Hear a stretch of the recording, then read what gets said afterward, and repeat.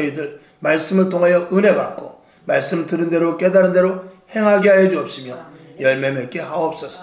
부족한 자가 하셨습니다. 입술을 주관하시고 오직 하나님의 말씀만 가감없이 선포할 수 있도록 입술의 권세와 능력을 주셔서 붙잡아 주시옵소서. 오늘도 기도할 때, 또 예배 드릴 때, 찬양할 때 치료와 회복과 강건함의 놀라운 역사가 나타나게 하옵소서.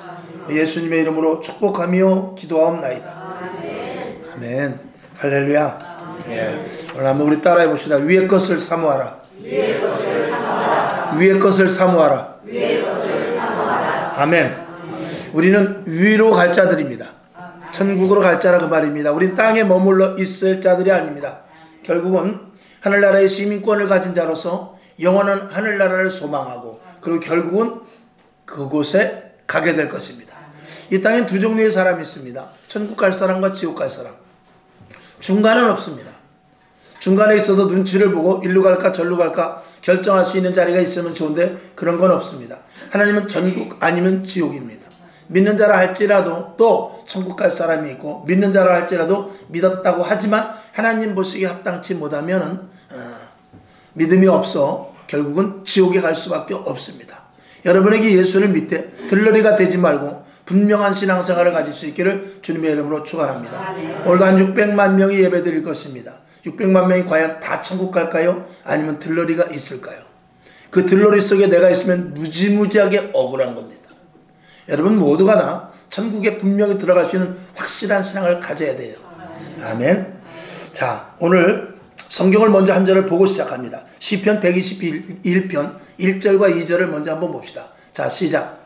내가 산을 향하여 눈을 돌리라. 나의 도움이 어디서 올꼬? 나의 도움이 천지를 지으신 여호와에게서로다. 아멘. 우리의 도움이 어디서 오느냐? 저 위에서부터 온다라고 했습니다. 우린 땅에서 일을 하고 땅에서 친구들을 만나고 땅에서 사업을 하지만 도우시는 분은 누구냐? 하나님이십니다. 하나님의 도우심을 받고 사는 사람과 자기 자의로 사는 사람은 이 세상을 사는 방식이 전혀 다릅니다. 오늘 여러분 위로부터 공급하시는 이제 세상 말로 말하면 뒷배가 있는 사람은 든든합니다. 근데 모든 것들을 내가 할 때는 무지무지하게 힘든 겁니다. 예수 믿는 것도 마찬가지예요. 위에서 하나님이 힘 주셔서 하는 사람과 내 힘으로 하는 사람은 천지 차이인 것입니다. 그것을 성령의 사람이냐 아니면 육체의 사람이냐 로마서에서 말씀을 하고 있는 것입니다. 여러분 성령의 사람이 되어서 내가 성령님에 이끌려서 헌금도 하고 성령에 이끌려서 봉사도 하고 성령에 이끌려서 기도도 하고 성령에 이끌려서 헌신도 하고 봉사도 해야 돼요. 그러니까 내가 하면은 기도 5분도 못합니다. 그래서 성령님께서 도우시면 2시간 3시간씩 힘 안 들이고 하는 것입니다. 성령님께서 도우시면 위로부터 힘을 주셔서 강력한 파워가 생겨나죠. 귀신과 악한 사탄 영들의 이 흐름을 알 수가 있고 하나님의 말씀의 의도를 알 수가 있으며 교회가 왜 세워졌는지까지 알 수 있는 깊은 심오한 단계까지 들어가는 것입니다. 이건 세상에서 배우는 게 아니에요. 가르쳐 주는 게 아니에요. 성경을 통해서 조명이 되어 성령님께서 우리에게 알려주시는 것입니다. 그 비밀을 갖고 있는 자와 그것을 모르는 종교인과는 전혀 다른 것입니다. 여러분에게 신령한 은혜가 여러분 심중 깊은 곳까지 도달할 수 있기를 주님의 이름으로 축원합니다. 신령한 것은 어디서 온다고요? 위로부터. 땅의 것은 다 썩는 것입니다. 자, 오늘 하늘을 바라본다는 것, 즉 위의 것을 사모한다는 것은 하늘을 바라보고 사는 것인데 하늘을 바라보고 산다는 것은 뭐냐? 첫째, 우리가 두 가지 답이 나올 때 하나님이 기뻐하시는 쪽으로 가는 것입니다. 항상 제가 말씀을 드리지만 내가 좋아하는 일, 그 일을 참 하나님도 좋아하셔. 그리고 하나님이 좋아하시는 일인데 나도 좋아해. 그러면 하기가 쉬워요. 그리고 하나님이 싫어하시는 것인데 나도 싫어. 그러면 나도 안 할 수가 있어요. 근데 나는 그 일이 굉장히 좋은데 하나님이 싫어하시는 일이 있어요. 그러면 하지 말아야 되거든요. 이게 어려운 거예요. 나는 굉장히 하기 싫은데 하나님은 그 일을 좋아해. 그러면 나는 그 일을 해야 돼요. 이게 신앙이에요. 이게 두 가지 길이 있을 때 하나님이 기뻐하시는 쪽으로 향하는 것이죠. 우리는 이제 우스갯소리로 답답하다 그러지 않습니까? 답이 두 개가 있을 때 답답한 거예요. 답이 하나면 쉬워요. 세상 사람들은 답이 하나밖에 없어요. 왜? 세상에서 친구에게 답을 찾고, 돈에서 답을 찾고, 은행에서 답을 찾고, 변호사에게 답을 찾지만 우리는 그렇게 할 수도 있어요. 그런데 하나님께 기도하여 우리는 답을 찾거든요. 근데 어느 쪽으로 할까 갈등을 할 때는 이게 답답해지는 거예요. 답이 두 개이기 때문에. 세상 사람들은 답답하지 않단 말입니다. 근데 우리는 답답해요. 왜? 두 가지 갈등을 갖고 있기 때문에. 그러나 답답하지 않으려면 하늘만 바라보면 되는 거예요. 하늘만 바라보면 위에서부터 답이 있기 때문에 하나님의 방식으로 모든 일들을 이루어 나갈 수 있는 것이죠. 우리가 흔히 알고 있는 사울왕은 힘들고 어려울 때마다 세상 쪽을 택했어요. 그리고 사람의 비유를 맞췄고 어떻게 했든지 내 왕좌가 오래갈 수 있을까 여기만 생각했어요. 근데 다윗은 그렇지 않았어요. 힘들고 어려울 때마다 어디로 가느냐? 산으로 갔단 말입니다. 하나님 앞으로 갔단 말입니다. 성소를 향하여 갔단 말입니다. 이게 사울왕과 다윗왕의 전혀 다른 부분입니다.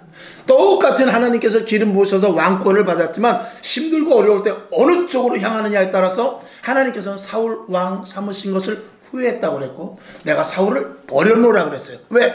땅으로 가는 자를 하나님께서 취하실 수가 없어요. 하나님이 취하실 수 있는 자는 하늘로 향하는 자를 취하는 것입니다. 땅으로 향하는 자를 하나님이 취하실 수 없어요. 오늘도 이 자리에 나온 여러분 하늘로 향하고 있는 줄로 믿습니다. 그 다음에 하늘을 바라본다는 것은 좀 더 차원이 있고 가치 있는 결단을 하는 것입니다. 이 결단도 가치 있는 결단이 있어요. 그래서 내 눈앞의 유익이나 내가 이 일에 대해서 내가 유익이 되겠다, 내가 이 일에 대해서 손해보겠다, 이런 것을 따지는 것이 아니고 그 일이 하나님이 기뻐하시느냐에 따라서 내가 거기에 가치를 두는 것이죠. 오늘도 이곳에 와서 예배드리기보다는 산이나 들이나 아니면 저 경마장 같은 데 가서 하루를 즐기다 오면 참 좋습니다. 그러나 우리는 그게 아니죠. 우리는 그것이 아니고 우리는 하나님이 보시기에 가치 있는 곳으로 온 것입니다. 그래서 오늘도 이 자리에 예배를 드리는데 성경을 한번 보죠. 빌립보서 3장 7절을 한번 보겠습니다. 시작. 그러나 무엇이든지 내게 유익하던 것을 내가 그리스도를 위하여 어떻게 해요? 다 해로 여겨버렸다. 그전엔 이게 유익했어. 그전엔 이게 좋았어. 그전엔 이 길로 가면 즐거웠어. 그런데 이 유익했던 모든 것들을 예수 그리스도를 위하는 삶을 살기 때문에 이 모든 것들을 가차없이 다 해로 여겨버렸다는 것입니다. 그리고 나서 무엇과 같이 버렸느냐? 배설물과 같이 다 버렸다는 것입니다. 이게 쉽지 않죠. 이게 쉬울 수 있으려면 하나님으로부터 주시는 신령한 것을 맛을 봐야 됩니다. 샘표관장이죠. 맛을 봐야 맛을 하는 것입니다. 맛을 보지 않으면 맛을 알 수가 없어요. 자, 여러분, 저와 여러분에게 하늘만 바라보고 나아갈 수 있기를 바랍니다. 그것은 우리가 결단을 통해서 하나님의 영광이 드러나고 성도의 가치가 무엇인지를 알 수 있을 때 내가 하는 일이 이게 하나님의 영광이 되는가? 내가 하는 것이 하나님이 보시기에 가치가 있는 것인가? 이런 것을 우리가 깊이 생각해 본다면 하늘을 바라보는 사람으로서 삶을 살 수 있을 것입니다. 로마서 14장 8절을 한번 보겠습니다. 자, 시작. 우리가 살아도 어떻게 해요? 주를 위하여 살고 죽어도 어떻게 해요? 주를 위하여서 죽나니 그러므로 사나 죽으나 어떻게 해요? 우리는 주의 것이로다. 내가 하나님의 것이라는 가치를 두게 되면은 내가 내 것이라고 생각할 때는 하나님의 일을 못하고 득실을 따져야 되지만 예수 그리스도의 보혈의 피로 나를 샀으니 나는 하나님의 것이다 라고 할 때는 소유권에 있는 소유자에 의하여서 움직이는 것입니다. 오늘 저와 여러분의 소유자는 누구냐? 하나님이십니다. 그러면 아이고 우리는 종이 됐네. 맞습니다. 우리는 종이에요. 우리는 속박을 당했네요. 예, 속박을 당했습니다. 그런데 우리가 속박을 당하지 않고 우리를 자유하게 내두면 어디로 가느냐? 지옥을 가기 때문에. 그냥 놔두면 지옥 가기 때문에 하나님께서 붙잡아 놓으시는 거예요. 자, 연을 띄웠어. 연. 이제 설이 되면 연을 띄울 거예요. 연이 보니까 밑에서 주인이 열매를 가지고 탁 돌려요. 연이 쭉쭉쭉쭉 잘 올라갑니다. 연이 얼마나 신나는지 몰라요. 이야, 밑에 내려다 보니까 저 초가집도 개딱지만하게 보이고 기와집도 별거 아니구나 그러면서 아주 연이 신났어요. 근데 가만히 연이 생각하는데 저 줄만 아니면 내가 더 높이 올라갈 수 있을 것 같은 거야. 저 줄을 자르기만 하면 내가 더 높이 올라갈 텐데 하고 나서 가만히 생각해보면 안 되겠어. 그래가지고 그럴 수는 없지만 연이 줄을 잘라버렸어. 그러나 그 연은 줄이 잘라지는 즉시에 땅으로 고꾸라지고 마는 거예요. 그 줄이 있어서 그 얼레를 가지고 있는 주인이 당겼다 줬다 바람에 맞춰서 할 때 올라가고 싶은 만큼 줄을 풀어주는 만큼 올라가는 것이지, 내가 더 올라가야지 하고 저 줄에 내가 얽매여 있는데 저 줄만 아니면 내가 더 올라갈 수 있는데 하고 줄을 끊어버릴 그때 땅으로 내팽개쳐버리고 마는 거예요. 우리는 하나님의 간섭, 하나님의 말씀, 하나님께서 명하시는 이 모든 것들이 우리가 해로 여겨지는 것 같고 내가 보기에 간섭하는 것 같고 내 자유를 속박하는 것 같지만 그것이 살 길인 거예요. 말씀대로 사는 자가 살 길로 가는 것이고 말씀을 벗어나면 지옥으로 가는 거예요. 그건 두말할 필요도 없는 것입니다. 오늘도 그래서 우리의 기도는 뭐냐면 하나님 내 마음을 주관하여 주옵소서. 하나님 나를 간섭하여 주옵소서. 내가 좌할 때 그 길이 잘못했으면 막대기로 나를 쳐서 오른쪽 길로 갈 수 있게 해 주시옵소서. 그게 우리의 기도인 것입니다.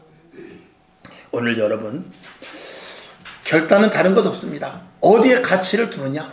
하나님이 기뻐하시는 하늘나라의 시민권을 가진 자로서 가치를 두며 살아갈 수 있기를 주님의 이름으로 축원합니다. 자, 성도는 그래서 하늘의 사람입니다. 아멘. 우리 한번 따라해 봅시다. 성도는 하늘의 사람이다. 성도는 하늘의 사람이다. 왜? 하늘나라의 시민권을 가졌기 때문에. 우리나라에 미군들이 와 있습니다. 그 미군들은 무엇을 가지고 있냐? 미국 시민권을 가지고 있어요. 여기 살지만 그들은 미국 백성입니다. 우리가 오늘 여기 살지만 우리는 어디 백성이냐? 하늘나라의 시민권을 가진 하늘나라의 생명책에 기록되어 있는 하늘나라의 사람이에요. 그러니까 명령을 어디서 받아야 되느냐? 위에서부터 받는 거예요. 미국 시민권을 가진 사람은 이 땅에 와 있지만 지금 미군들이 여기 주둔해 있지만 누구 말을 듣느냐? 미국 정부에서 말하는 것을 듣는 거예요. 미국 국방부에서 말하는 것을 듣지 우리나라 국방부에서 말하는 것을 듣지 않아요. 만약에 들으려면 협의가 필요해요. 그것과 마찬가지로 저와 여러분은 하늘나라의 시민권을 가졌기 때문에 위로부터 명령하시는 것에 따라야만 하늘나라의 시민권으로서 가진 자로서 그대로 살아갈 수가 있게 되는 것입니다. 만약에 이탈되면 보호를 받지 못하는 거예요. 오늘도 여러분 하늘나라의 시민권으로서 가치를 또 자부심을 가질 수 있기를 주님의 이름으로 축원하며, 하늘나라의 시민권을 가진 사람이 해야 될 일은 뭐냐면 거룩한 자예요. 거룩한 길을 가야 돼요. 성도라는 것은 이름 그대로 거룩할 성자에다 무리 도자예요. 성도라는 것은 한 사람을 말하는 것이 아닙니다. 거룩한 무리들을 말하는 거예요. 그래서 우리가 반드시 교회에 나와서 예배 드려야 되는 것은 성도이기 때문에 그래요. 성도라는 말 자체가 이미 혼자가 아니고 복수예요. 성도라는 말 자체가 이미 그룹이라고 말입니다. 그 그룹이 어디에 있어야 돼요? 그룹이 모여있는 자리가 교회예요. 그래서 집에서 혼자 예배 드리면 이단입니다. 집에서 성경책 펴놓고 은혜 받으면 그건 이단이에요. 반드시 교회에 나와서 성도의 가치를 가지려면 그룹을 지어야 돼요. 여러분 군인과 군대는 다릅니다. 군인 혼자는 군인이 아무리 자기가 총을 잘 쏘고 자기가 머리가 좋아서 적군을, 나는 다른 사람은 한 사람 군인이 10명을 죽일 수 있다 할지도 나는 실력이 출중해가지고 100명을 죽일 수 있는 실력이 있다 할 수 그런 실력이 있어도 그 군인은 군대라는 무리에서 위에 상급자의 명령을 받아야지. 명령대로 움직이지 않으면 자 위에서 딱 보니까 왼쪽으로 해서 오른쪽이 비었다. 오른쪽으로 해서 뒤 후미로 가면은 적을 섬멸할 수 있다. 근데 자기가 똑똑하다고 해가지고 위에서 하는 말을 듣지 않고 가만히 위에서는 오른쪽으로 가라는데 가만히 보니까 오른쪽이 험해. 내가 볼 때는 왼쪽으로 하는 게 나을 것 같아. 내가 더 똑똑한 것 같아. 국방부보다. 그래가지고 왼쪽으로 가면 그 사람은 아무리 실력이 있어도 죽어요. 반드시 군인은 자기가 잘났든 못났든 어디에 명령을 받아야 되냐? 상급기관의 국방부의 명령을 받아야 되는 거예요. 성도는 다른 것 없습니다. 오직 하나님의 말씀대로 사는 것이 성도고, 말씀대로 살 때 능력이 나타나고 그 가치가 드러나는 거예요. 왜? 하나님의 책임지시기 때문에. 아멘. 그래서 저와 여러분 어찌하든지 간에 더 거룩하고 정결하고 구별되고 깨끗한 쪽으로 가야 그게 성도가 가는 길입니다. 지난주에 제가 어떤 목사님을 만났는데 그 총회로 모였어요. 노회로 모였던 모양이죠. 이제 모여가지고 무슨 이야기가 나왔냐? 이제는 우리가 목사님들도 이혼하는 목사님들이 많은데, 원래 목사님들은 이혼하면 목사 안수 안 됩니다. 그리고 이혼하면은 목사 파직당합니다. 그래서 이혼하면 안 돼요. 그래서 이제 시대가 바뀌었으니까 우리가 목사님들도 이혼한 사람들도 목사 안수를 주자, 이런 안건이 나왔어요. 그러니까 옆에서도 하긴 시대가 그러니까 목사님들도 이혼할 신학생들도 이혼할 수도 있고 전도사도 이혼할 수도 있고, 그런데 그런 사람에게는 목사 안수 주는 그런 길을 좀 터야 되지 않겠는가 하는 그런 의견이 됐어요. 그때 한쪽에서 어떤 목사님이 뭐라고 그러냐 이러면서 안 됩니다. 왜요? 여러분, 우리가 예수 믿는 것은 점점 하나님이 기뻐하시는 쪽으로 가야지, 점점 거룩한 쪽으로 가야지, 점점 깨끗한 쪽으로 가야지, 점점 정결한 쪽으로 가야지, 세상 것을 자꾸 묻어들여서 이 교회라는, 이 성도라는, 하나님의 자녀라는 가치를 훼손시킨 쪽으로 가면 저는 안 된다고 봅니다. 이렇게 말했다는 거예요. 그래서 교회가도 마찬가지입니다. 모든 것들을 수용하고 모든 것들을 받아들일 수 있지만, 그 받아들인 것이 점점 하나님의 그 품격과 거룩과 영성을 깎아먹는 것으로 타협되면 절대 안 됩니다. 어떻게 해서든지 세상은 점점 흐트러질수록, 세상은 점점 죄로 관영하고, 세상은 점점 타협해서 뭐 이래도 좋고 저래도 좋고 동성애도 좋고 뭐도 좋고 그런다 할지라도 그리스도인만큼은 더욱더 정결하게 나아가야 그게 교회로서의 가치를 갖게 되는 것입니다. 그래서 그 권위의 최고의 가치는 이 성경이에요. 성경 말씀에서 오차되는 것은 하지 말자. 특별히 성경에서는 여러 가지 말하고 있는 게 많이 있지 않습니까? 그런 것들에 대해서 좀 더 철저하게 지켜지는 쪽으로 나아가자는 것이죠. 그래서 우리가 그런 것들을 부수적으로 얘기해 봤을 때, 우리가 이제 내일 모레면 또 명절이 다가옵니다. 명절이 다가오면은, 이건 제가 자랑으로 드릴 말씀이 아니라, 명절이 다가오면 이제 또 예배를 멈출 거예요. 그래서 만약에 수요일날 그랬으면 수요 예배는 집에서 가족과, 명절날인데 굳이 어떻게 교회를 나오겠습니까? 그렇게 하는 분들이 많을 것입니다. 그러나 우리는 그렇게 하면 안 됩니다. 여러분, 명절인데 이럴 때일수록 우리가 귀신의 노름의 영에, 이 놀이의 영에 속아 넘어가지 말고, 그 다음에 또 먹는 영에, 그런데 속아 넘어가지 말고, 이럴 때일수록 우리가 더 모여서, 우리가 명절일수록 더 모여서 예배 드리십시다 하고 나가야 정상이라 그 말이에요. 그렇게 해서 점점 영성이 갖춰지고, 그렇게 해서 점점 거룩해지고, 그렇게 해서 점점 그리스도인으로서의 그 분명성을 가져야지. 자꾸 세상이 그러니까, 특별히 제일 나쁜 게 뭐냐면 다른 교회도 그렇게 하는 거니까. 이런 것들은 철저하게 배제되고, 오히려 그럴수록 더욱더 모이기를 힘쓰고 더욱더 그럴수록 애써야 되는 것이죠. 그러니까 박권사님이 그랬나요? 겨울 오고 여름에는 구역 예배도 방학이라고. 그런 교회가 있다는 거예요. 그러면은 좋지요. 안 들으니까 얼마나 좋겠어요. 근데 왜 그쪽으로 나가냐 이 말이에요. 자, 우리는 하늘나라의 시민권을 가진 자들입니다. 그래서 우리가 바라보는 것은 하늘을 바라보는 것입니다. 그런데 자꾸 교회에서 하는 일들이 어디로 가느냐? 땅으로 향한다 이 말이에요. 우리는 하늘을 향하여 거룩하고 정결하고 성결하고, 그리고 하나님이 보시기에 영광을 가리우는 일을 해서는 안 되는데, 이 점점 땅 쪽으로 가까워지는 일을 하니, 하늘과 교회는 맞닿아야 되거든요. 하늘과 교회는 맞닿아서 야곱의 사닥다리와 같이 위로부터 공급해 주는 것을 충분히 받아가지고 확실한 교제가 있어야 되는데, 이걸 자꾸 잘라먹고 그 관을 줄이고 점점 땅으로 쪽으로 내려가서 땅에다 빨대를 꽂으려고 하니까 이게 교회가 가치가 훼손되는 거예요. 사람이 볼 때는 그럴 수 있어요. 세상 사람들이, 믿지 않는 사람들이 볼 때는 술 한잔 먹으면 멋있는 교인이라고 그래요. 믿지 않는 사람들이 볼 때는 2시 예배 드리고 아니면 명절날 쉬면 그 교회는 세련됐다고 말해요. 거기에 누가 속습니까? 거기에 믿는 자들이 속아요. 여러분, 믿는 자들과는 타협해서는 안 됩니다. 믿는 자들과 대화할 수 있어요. 그들과 함께 밥을 먹고 그들과 함께 식사를 하고 그리고 직장생활도 같이 할 수 있잖아요. 그러나 타협해서는 안 됩니다. 그들과 함께 있어서도 어떻게 해야 되냐, 그들과 구별된 생활을 해야 되는 것입니다. 이 구별이라는 것이 떨어지게 되면 그리스도인의 가치는 떨어지는 거예요. 술 한잔 먹으면, 야, 요즘은 장로 목사도 술 먹대더라. 한잔 해라. 한 잔을 먹으면 친구가, 야, 그래, 그렇게 믿는 거야. 뭘 그렇게 답답하게 믿냐. 나도 그러면 그런 교회라면, 너도 술 한잔 먹는다면 나도 술 한잔 먹어도 되는 모양인데 나 그 교회 갈게. 이렇게 해서 그 사람이 신앙생활하면 그게 잘 갑니까?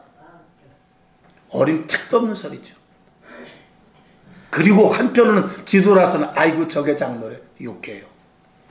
그러나 안 돼. 나는 장로야, 나는 집사야, 그리고 나는 교회 다니는 사람이기 때문에 술 먹으면 안 돼, 담배 피우면 안 돼. 딱 그랬을 때, 야, 뭘 그렇게 사람이 빡빡하냐. 아이고, 야, 너 같아가지고 어디 누가 전도 되겠냐, 교회 가겠냐. 그러지만 뒤돌아서서는 예수를 믿으려면 저렇게 믿어야 되는데, 그러는 거예요. 세상에 속으면 안 됩니다. 마귀는 그렇게 간교하게 다가오는 것입니다. 그래서 뭐 겨울과 여름에 구역 예배도 없다는데 그 얼마나 좋겠습니까?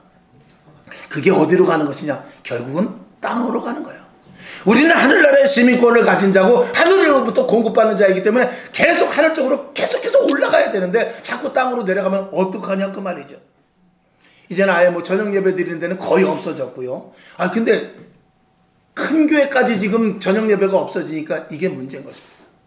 저는 작은 교회는 저녁 예배 못 드리는 그런 환경이 있을 수 있어요. 교회를 개척해 놨는데 성도들이 예를 들어서 우리 여기 서창도 가지고 저 부평에서 온다. 또 아니면 저 연수동에서 온다. 혹은 저 성남에서 온다. 만약에 그런다면은 정말 이제 교회가 더 성장되기 전에는, 부흥되기 전에는 개척 멤버이기 때문에 어떻게 해요? 열심히 예배 드려야죠. 그러니까 저녁 때까지 할 수 없으니까 부득이하게 2시 예배 드리고 그리고 먼 길이니까 가라. 그렇게 할 수도 있다고 봅니다. 물론 그랬어도 안 되지만. 그런데 큰 교회는 다 조건이 있잖아요. 맞춰져 있잖아요. 그리고 큰 교회에서 그렇게 말할 수 있지 않습니까? 저녁 예배, 여러분 집이 너무 멀면 가까운 교회 다니세요. 큰 교회에서 그렇게 말할 수 있잖아요. 우리는 저녁 예배를 멈출 수 없습니다. 끝까지 우리는 드립니다. 그리고 만약에 2시 예배가 필요하다면 차라리 저녁 예배를 드리고 2시 예배를 하나 더 늘려야죠. 그렇게 해서 자, 새벽 예배, 11시 예배, 저녁 예배, 세 예배 드리다가 자꾸 2시 예배를 요구하면 2시 예배를 하나 더 늘려서 하늘과 가까워져야지. 그걸 없애고 잘라먹어서 땅과 가까워지면 안 된다 그 말입니다. 결국은 2시 예배, 저는 2시 예배 드릴 때 애당초 다 벌써 알아봤습니다. 저 2시 예배도 곧 없어진다. 여러분 2시 예배를 안 드리고요, 지금은 그냥 밥 먹고 그냥 구역끼리 모여서 구역 예배를 아예 여기서 드리자고 집에 들어가는 걸 꺼려하니까 지금은 집에 발을 들여놓지 않으려고 해요. 집에 들어오는 것을 별로 좋아하지 않아요. 청소도 해야 되고 또 뭐 대접도 해야 되고 여러 가지 싫은 거죠. 자기의 사생활 노출시키기도 싫고요. 그러니까 어떻게 돼요? 그러니까 가정이 파괴되는 건 당연하죠. 부부간에 사랑이 있어요. 부모 자식 간에 정이 있습니까? 가정에서 예배 드리지 않으면 그 가정은 파탄되는 거예요. 왜 글을 쓰고 봄 가을로 목사님이 신방을 합니까? 왜 집집마다 다니면서 구역 예배를 하라고 그래요? 그 안에 하나님의 영으로 충만하게 하기 위함인 거예요. 이건 보이지 않는 거예요. 예수 믿는 것은 좀 다른 이야기일 수 있을지 모르지만 예수 믿는 것은요, 보이지 않는 하나님을 믿는 거예요. 보이는 우상단지에 가서 절하는 것이 아니고 보이지 않는 하나님을 믿는 게 이게 예수 믿는 거예요. 그리고 믿음으로 말미암아서 하나님의 일하심이 증거로 나타나게 하는 것, 이게 예수 믿는 거예요. 그러니까 본질이 잘못된 거죠. 보이는 것을 믿는 것은 그건 믿는 게 아닙니다. 보이지 않는 것을 믿는데, 보이지 않는 것을 믿었을 때 하나님께서 그것이 드러나게 해주죠. 보이지 않는 하나님께 기도했는데 드러나게 해줍니다. 보이지 않는 하나님께 간절히 기도하고 보이지 않는 하나님께 기도했더니 홍해가 갈라지는 역사가 나타나요. 보이지 않는 하나님이 명령을 해서 여리고성을 돌았는데 나는 보이지 않는 하나님께 믿음으로 말미암아 여리고성을 돌았는데 하나님은 보여줬는데 무엇을 보여주느냐? 하나님을 보여주는 것이 아니고 하나님의 일하심 여리고성이 무너지는 것을 보여줘 버립니다. 이게 믿음이에요. 이게 보지 않고 믿지만 하나님은 보게끔 해주신다 이 말이에요. 하나님을 볼 수는 없어요. 우리는 그러니까 하나님의 일하심을 우리가 보게 하는 거예요. 여러분 생활 가운데 하나님의 일하심을 많이 봐야 돼요. 그래서 안 됐던 일이 되게 하고 답답했던 일이 풀어지고 이건 도저히 사람의 생각으로는 되지 않을 일이지만 하나님이 하셨다라는 것이 그런 분명한 증거들을 여러분들이 많이 갖는 게 이게 신령한 성도의 모습인 것입니다. 될 수 있을 것을 뭐하러 기도합니까? 될 만한 것을 뭐하러 간구해요? 그러니까 될 만한 것을 구하니까 부르짖어 기도할 필요가 없는 거예요. 하나님 이 문제가 해결될 수 없으기를 바랍니다. 이번에 김 사장 만나러 가는데 잘 될 줄로 믿습니다. 자기가 다 준비해놓고 하나님께 기도하는 그런 것은 부르짖어 기도할 수가 없죠. 자, 김 사장이 다 된 것 같은데 안 된다고 그래요. 당신하고는 거래 안 하고 더 좋은 거래처가 있어가지고 그쪽으로 손을 쓰기로 했으니까 안 됩니다. 그렇게 전화해도 안 돼. 그렇게 해도 안 돼. 근데 그 김 사장과 계약이 풀어지면 우리 회사는 부도 직전에 이르고 정말 이제는 완전히 끝장나는 그런 상황이야. 그럴 때 부르짖을 수 있어요? 조용히 기도할 수 있어요? 그렇잖아요? 왜 부르짖어 기도 못하게 해요? 부르짖어 기도한다는 것은 내가 할 수 없는 일을 하나님께 맡길 수밖에 없는 그런 부닥치는 상황에서 부르짖어 기도하는 거예요. 내가 할 수 있으면 부르짖을 필요 없습니다. 여러분의 기도, 제가 그래요. 이런 집회 같은 데 돌아가보면 기도하는 거 보면 저 사람은 부르짖어 기도하는 것과 이렇게 기도하는 모습을 보면 저 사람은 문제 없는 사람이구나. 그리고 문제 있다 할지라도 자신의 힘으로 해결하려고 하는 사람이구나. 또 어떤 사람을 보게 되면 저 사람은 정말 자신의 힘이 아니고 하나님께 간절히 기도하는 게 맞구나. 이거 알죠. 결국은 두세 시 예배도 없어지고 두세 시 예배 졸기만 하니까 그냥 구역 예배로 대체해버리고 다 그렇다는 건 아닙니다. 끝까지 저녁 예배 드리는 교회도 많이 있어요. 결국은 그렇게 구역 예배로 하다가 그러지 말고 우리는 구역 예배 드리는데 교회에서 드리지 않고 나가서 짜장면 먹으려고 그래요. 그러다 보니까 그럴 바에는 우리 점심 없애지. 점심 없애고 그러다 보면은 결국은 다 예배는 이제 2시 예배도 점점 없어지게 될 것입니다. 이미 청소 같은 건 다 용역에게 맡겼고 주방도 다 용역에게 맡긴 그런 교회들도 많이 있습니다. 교회는 몸으로 하는 것입니다. 교회는 내 생각으로 하는 게 아니에요. 교회는 내 마음으로 하는 거 아닙니다. 하나님이 마음을 받으시나요? 하나님은 몸과 마음을 같이 받으시는 거예요. 자, 여기 물이 있어요. 귀한 손님이 왔어요. 물 받으세요. 그리고 물을 이 손에다 이렇게 물 드세요. 물만 주면 되잖아요. 그렇지 않은 거예요. 물을 깨끗한 컵에다가 이왕이면 비싼 컵에다가 드리는 이유는 뭐예요? 그 손님에 대한 가치를 높여주는 게 물은 똑같은 물이에요. 그러나 그릇이 어떠냐에 따라서 그 가치는 달라지는 거예요. 내 친구가 오면은 종이컵에 줄 수 있어요. 그러나 만약에 국회의원이 왔다든지 아니면 내가 정말 존경하는 목사님이 왔다면 내가 종이컵에다 물 줄 수 있어요? 하나님 앞에 나올 때는요 우리가 몸을 드리는 거예요. 왜 내가 교회에서 청소합니까? 왜 내가 주방에 와서 일을 해요? 왜 성가대 이 아침에 일찌감치 와서 해요? 그게 다 이 가치 있는 그릇으로서의 그 가치를 만들게 하기 위함이에요. 그냥 와서 뒤에 앉아가지고 예배할 시간 드리는 거 그거는 정말 친구에게 주듯이 그냥 물 한 컵 너 먹어라 하는 것과 똑같을 수도 있는 거예요. 하나님 앞에. 그런 예배는 하나님이 받으실 수가 없는 거예요. 왜 오늘도 이왕이면 아마 오늘도 다른 날은 목욕 안 해도 오늘 목욕하고 머리 감고 오신 분들이 있을 거예요. 그리고 옷도 이왕이면 더 깨끗하게 입고. 왜 그렇죠? 좋은 그릇으로 물을 담아서 하나님께 드리는 그런 의미예요. 오늘 여러분 그런 자세가 하나님을 높여드리는 거예요. 하나님을 높여드려 보세요. 하나님이 우리를 높이지 않겠습니까? 오늘 우리들은 모든 하나님 앞에 예배드리는 거 정말 하나님인가? 정말 하나님으로 인정하는가? 그냥 종교 생활을 하는가? 아니면 그리스도인으로서 정말 하나님이 있다고 믿는가? 이건 심각하게 우리가 생각해 봐야 돼요. 어디는 헌금도 저 뒤에 단말기 갖다 놓고 거기다가 뭐 긁으라고. 긁긴 뭘 긁어? 덩어리를 긁나? 단말기 갖다 놓고 거기다 긁으래. 뭘 긁어 긁기는? 그게 헌금이요? 우리가 부득이하게 성경금 하면서 카드로 계좌이체로 할 수 있겠죠. 그러나 교회까지 들어와서 그거 10,000원짜리 하나 바꿔오지 못하고 긁어? 어디를 긁어 긁기는?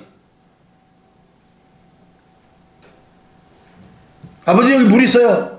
어차피 물 먹을 건데 제 손 깨끗이 닦았어요. 이 입에다 대고 핥아 드세요. 똑같이. 그렇잖아요. 우리는 하나님과 우리와의 관계 속에서, 사람과의 관계 속에서도 예의 범절이 있는 거예요. 그거는 포장이라고 할 수 있지만 포장은 중요합니다.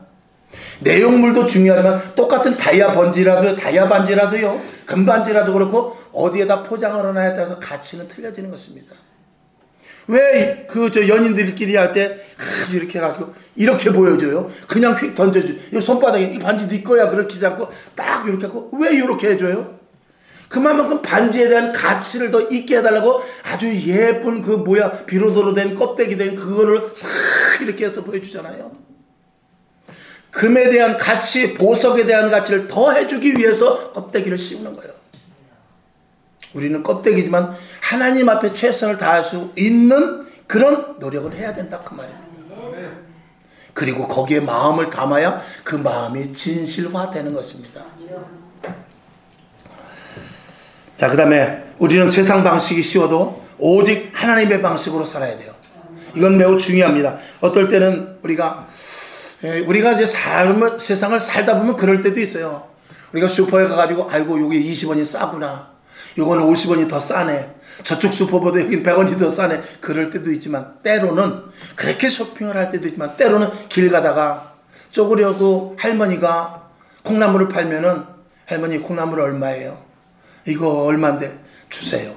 그리고 슈퍼보다 3배 이상 비싸도 그걸 살 때가 있는 거예요. 사람은 그렇게 사는 거 아니에요?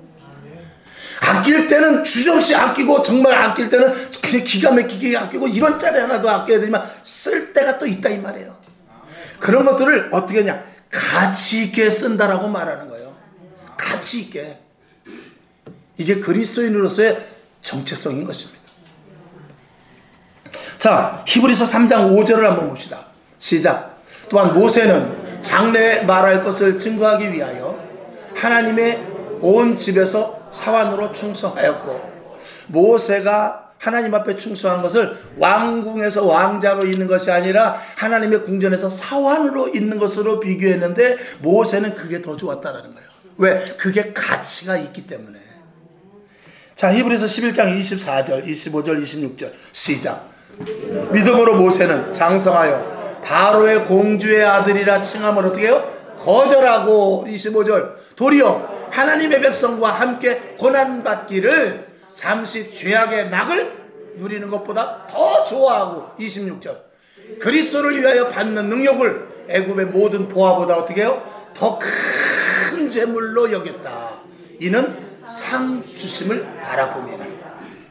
애굽에서 호사스럽게 살고 거기서 잘 먹고 잘 입는 것보다도 백성들과, 고난받는 백성들과 쓴 떡을 하나 먹는 것을 더 큰 가치로 여겼다 이 말이에요. 이게 그리스도인의 가치예요. 내가 손해본다 할지라도, 내가 억울함을 당한다 할지라도, 내가 코너에 몰린다 할지라도 나는 그것은 불이기 때문에, 불법한 일이기 때문에 안 해! 라고 말할 수 있는 용기가 그리스도인에게 있어야 됩니다. 세상은 다수에 의하여 흘러가요. 세상은 권력에 의하여 흘러갑니다. 세상은 나름대로 법 잡은 자들에 의하여 흘러갑니다. 그러나 그리스도인들은 그렇게 하면 안 됩니다. 그리스도인들은 돌아간다 할지라도 바른 길로 가야 돼요. 빠른 길이 있어도 그 길이, 그러다면 빨라서 빨리 그것을 성취할 수 있다 할지라도 그 길을 가면 안 되는 게 그리스도인이에요. 이게 그리스도인의 가치인 것입니다.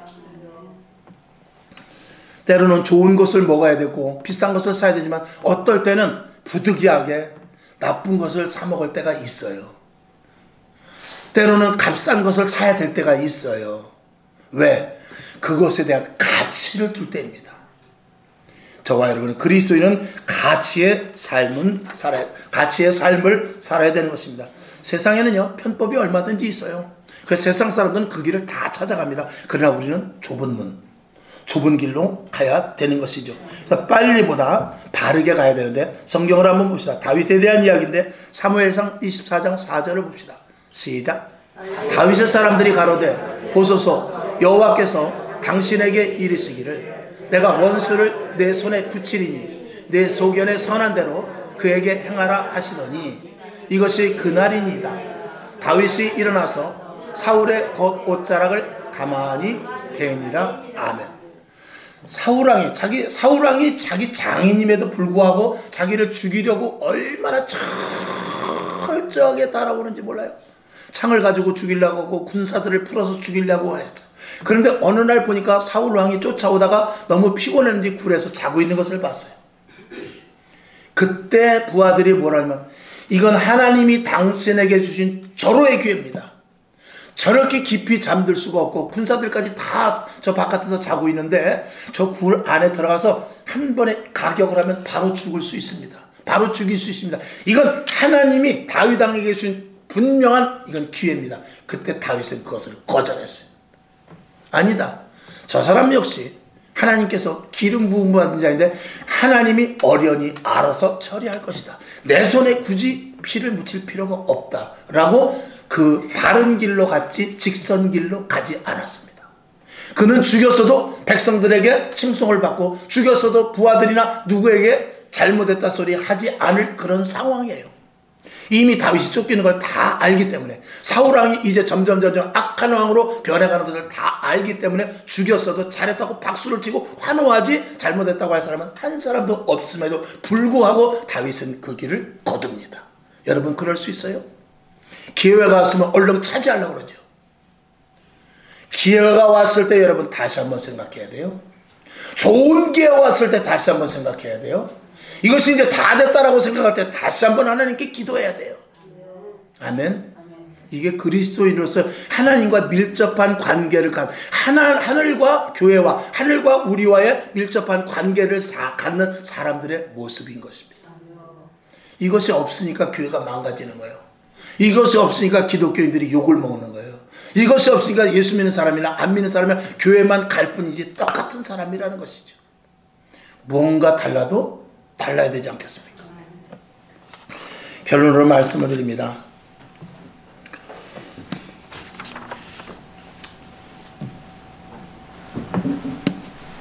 하늘과 교회를 계속해서 연결시켜서 위로부터 주시는 것으로 말미암아 살아가야 되는데 점점 이 간격이 멀어들고 있단 말입니다.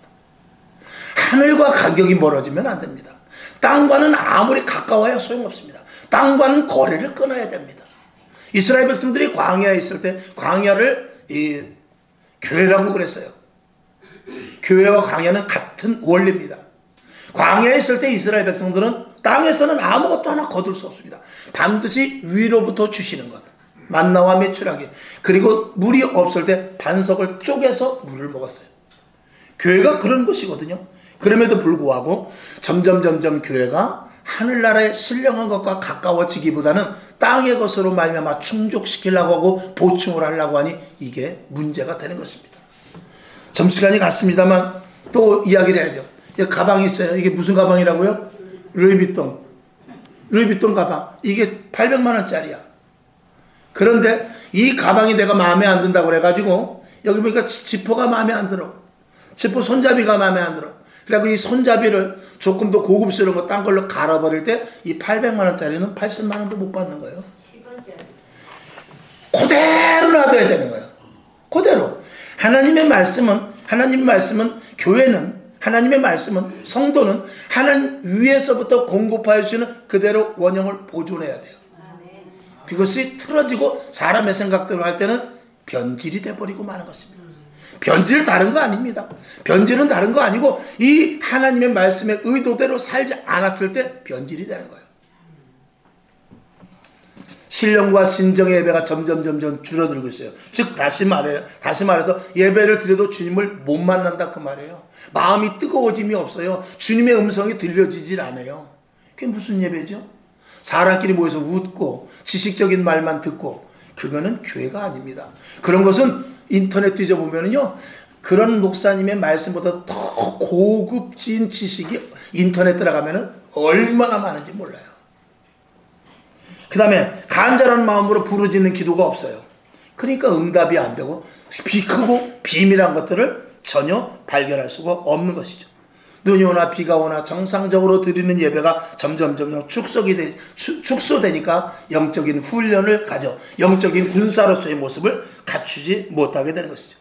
맡은 바 직분을 감투로 생각하고, 그리고 전혀 착하고 충성된 종이라는 것은 거리가 먼 그런 직분자들이 있으니 모두가 다 형식적인 그리스도인들이 되는 것입니다.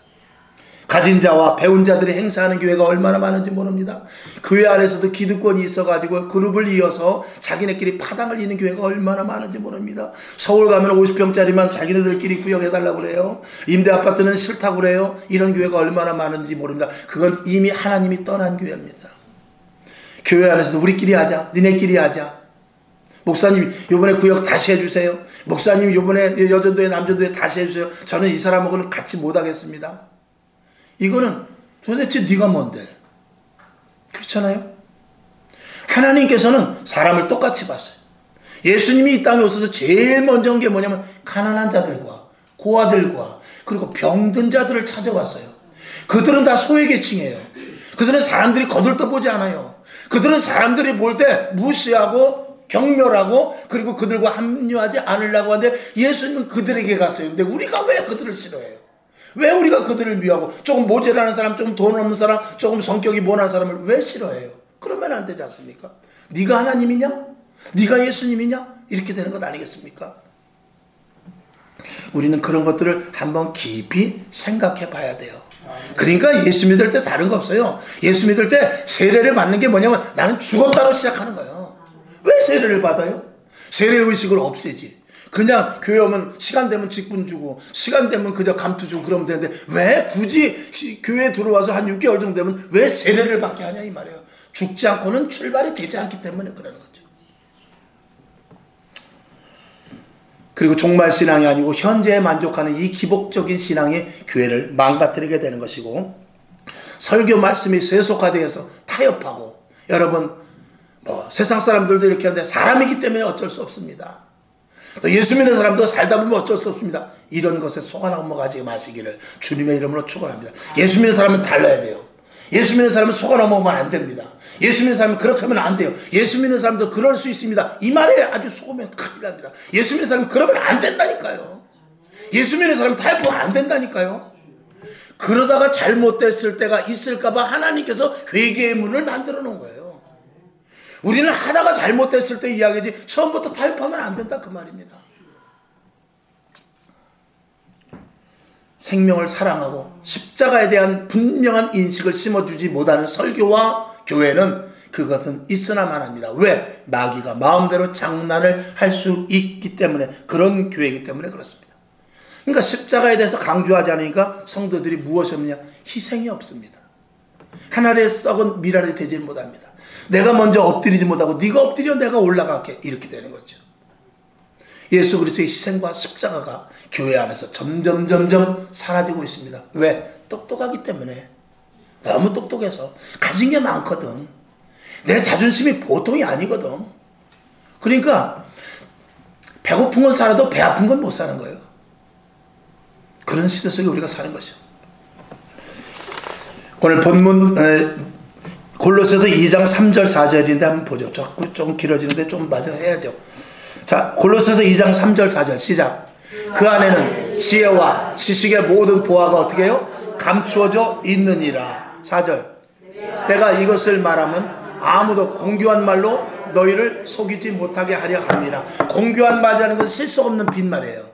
즉 다시 말해서 복음이 아니고 그저 인본적이고 세속적이고 그리고 사람 귀를 즐겁게 하는 그런 설교예요.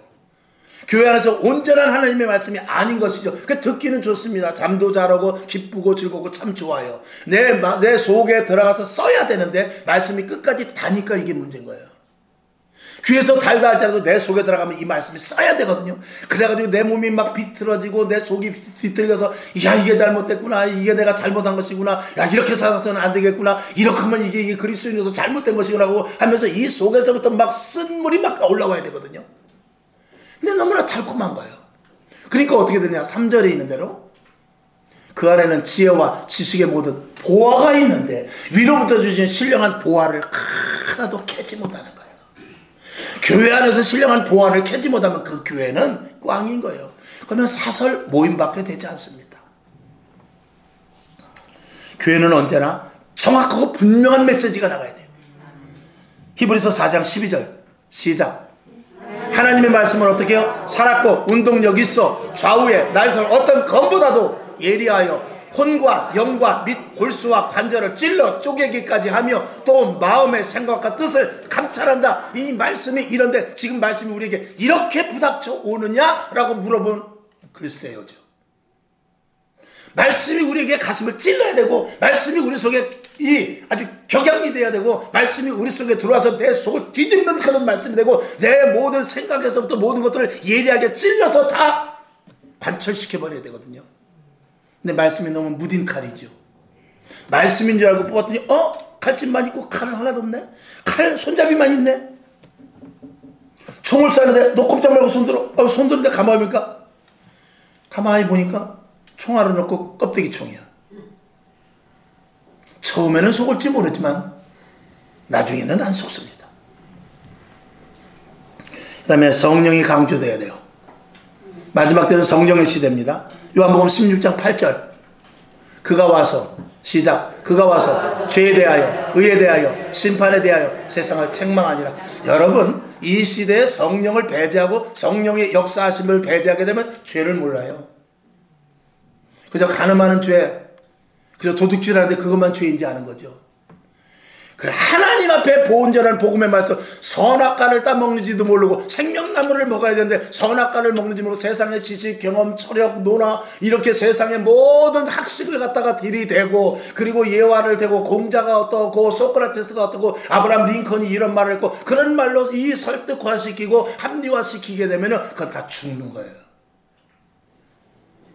그거는 섞여 들어간 복음입니다. 그걸 섞은 복음이라고 혼합 복음이라고 말합니다. 그러니까 성령은 우리에게 죄를 분명히 가르쳐 주는 거예요. 그리고 어떤 것이 옳은지 분명하게 가르쳐 주는 거예요. 그리고 하나님의 심판이 있음을 두려워하게 되는 게 이게 성령인 것입니다. 그러니까 성령의 사람은 하나님을 경외하고 하나님을 두려워하며 하나님의 일에 대해서 철저할 수밖에 없는 것이죠. 타협이 없게 되는 것입니다. 그러니까 제가 여러분에게 이 일을 하십시오, 저 일을 하십시오 명령하기보다는 여러분 성령의 충만함을 받으십시오. 이게 편한 거예요. 그렇게 해야 서로 부작용이 없는 거예요. 여러분 내 손으로 헌금하려면 힘들어요. 내 손으로 청소하려면 힘들어요. 내 손으로 전도하려면 힘들어요. 그러나 내 안에서부터 성령이 하면 부작용이 없고 목사님이 시키지 않아도 어른이 알아서 하는 것은 성령에 붙잡힌 바 되기 때문에 그래요. 그게 교회예요. 그렇지 않으면 그냥 침묵해져. 서로 합의해서 하는 거, 서로 의논해서 하는 거. 하나님의 영으로 하시기를 주님의 이름으로 축원합니다. 그 다음에 마지막으로 말씀의 성취와 열매가 뚜렷해야 돼요. 그건 뭐냐면 이 성령의 예수 그리스도인으로서 그리스도인의 가치를 갖는 삶을 살기 위해서 가장 중요한 것은 뭐냐면 영혼의 안정입니다. 영혼의 안정이라는 것은 구원의 확신과 하나님 분명히 살아계신과 내가 천국 백성이라는 것과 내가 구원받았다는 것 이게 확실히 있어야 영혼의 안정을 갖게 되는 거예요. 그래야 불안하지 않아요. 세상에 아무리 힘들어도 전쟁이 나도 불안할 거 없습니다. 이 땅에 공포가 와도 불안하지 않죠. 경제적인 어려움이 와도 불안하지 않죠. 시국이 어려워도 불안할 거 없습니다. 왜? 영혼의 안정이 되게 되면. 성경 보죠. 요한 3서 1장 2절 시작. 요한 3서 1장 2절 시작. 사랑한 자여 어떻게 해요? 내 영혼이 잘됨 같이 내가 잘되고 범사에 잘되고 강건하기를 내가 간구하노라. 먼저가 무엇이죠? 영혼입니다. 영혼의 안정이 없이는 신앙생활 못합니다. 영혼의 안정 없이는 헌신봉사할 수 없어요. 해도 불안합니다. 복을 받아도 불안해요. 복을 받아도 교회를 떠날 수 있어요. 영혼의 안정이 있어야 되는 것입니다. 영혼에 관한 말과 생각을 항상 머릿속에 넣으시기 바랍니다. 영혼에 대한 것을 항상 관심을 가지시길 바랍니다. 영적인 부분에 대하여 여러분들이 더욱더 깊이 있게 관심을 가지시고 그리고 땅과 가까워지는 말, 땅과 가까워지는 생각, 땅과 가까워지는 계획은 버리세요. 하나님이 기뻐하시는 일이 무엇일까? 하늘나라의 시민권을 가진 자로서 어떻게 살아야 되는가? 여기에 더욱더 관심을 가질 수 있기를 주님의 이름으로 축원하며 로마서 8장 6절을 봅니다. 시작. 육신의 생각은 사망이요 영의 생각은 생명과 평안이니라 그랬어.